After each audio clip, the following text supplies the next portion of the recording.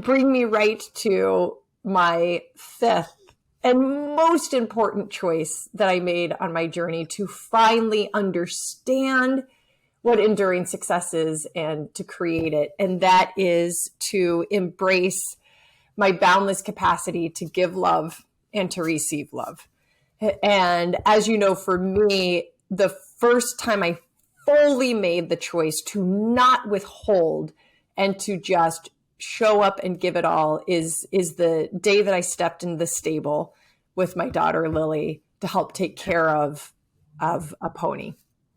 There's all the stuff that goes into that. Oh my goodness. So as we go into the fifth choice, the distinction I want to make is love as an emotion, which isn't a choice. We like when our girls were born, or when your girls were born, or when my kids were born, I think we didn't choose to have this unfounding love for them, right? It just existed. So I'm not talking about love as an emotion. I'm talking about love, the verb. The choice of giving it, however that manifests itself, it manifests in a whole bunch of different ways, and the choice to receive it back.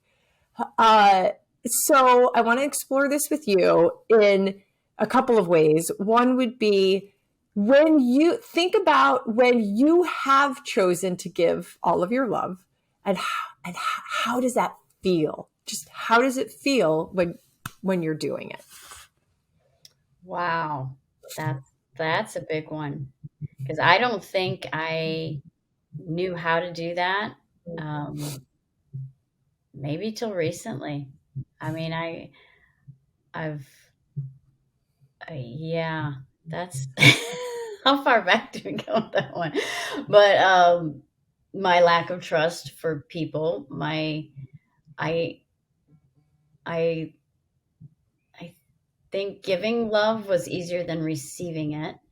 Receiving, I just recently, I just feel like I have finally found this openness, and it's so different than how I went through the first 50 years of my life. Can you believe that?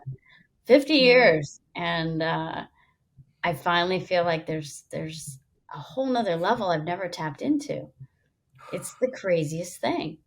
So how I got there, what that feels like, I'm still exploring it, but it's an inner calm and a center that it's always been there, just didn't know how to tap into it. And it's amazing being so much more in the moment and not just in task mode or in making the next plan. I feel like I've just been on that track for so long, but now to just take a breath. And I think the cancer sat me on my butt, let others take care of me.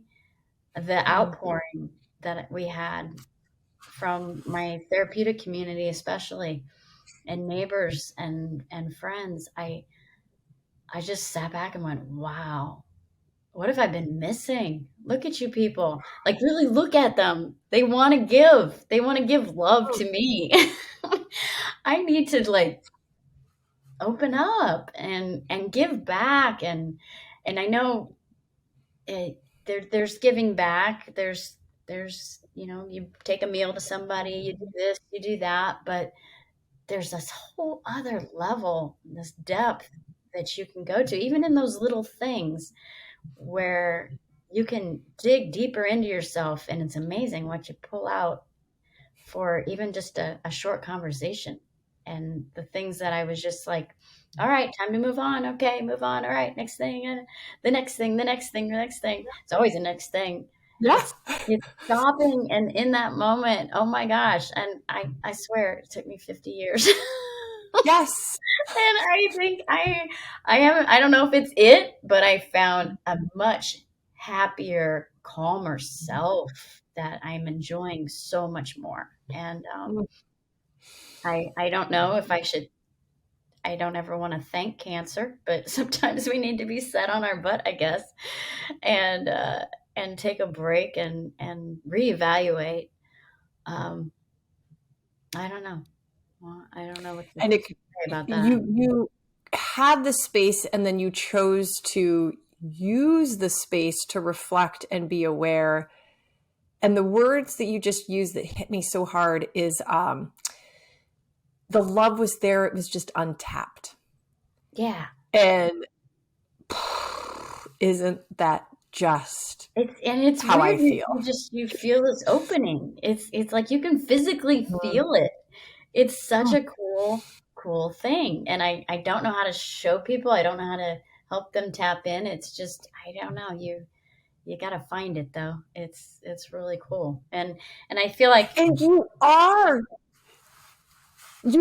helping people and showing people just through first off and foremost, me right now in this conversation, everyone that's going to listen to this conversation, but in your work, you show up in that way. And I think people can feel it and sense it. And that helps fuel their ability and desire to then show up or dip into this untapped ability to give and receive love. Yeah. And I feel like before breast cancer, I was getting there, and maybe that's why I was allowed to reflect a little in that situation. Old self would have been like, plow through it, get to the other side. We're going to keep going, get out of my way, kind of thing. The new self is was like, look at the world around me that I've just been missing. I just need to open my eyes, right in every person that I interact with every day. There's something there. And I was a steamroller before. And now I feel like everybody has a little something they leave with me, and you can build on it. It's pretty cool. It's hard to explain. I know. Once you find it, you're like, you ever watch City Slickers? Yeah. Oh, yes. Come on. And the one thing. What's the one thing? I come back to that. This is the one thing. This is the one thing. It is. That's awesome.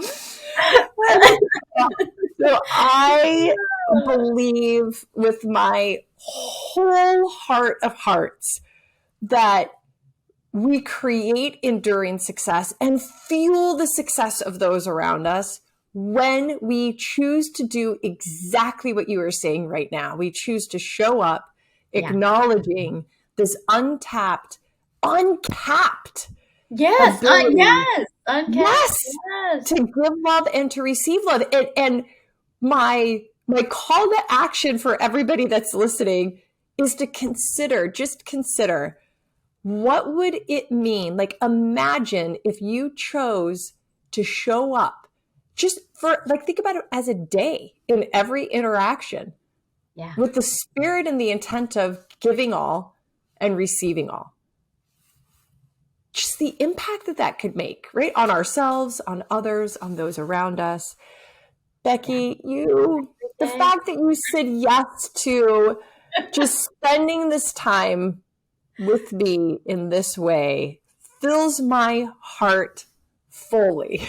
Oh, well, I so enjoyed talking to you, because your road and your path that you've navigated is unmatched with anybody I know. Your story, I think I sent you a note after I watched your one motivational speech, where you told your story, and for days upon days, that's all I thought about.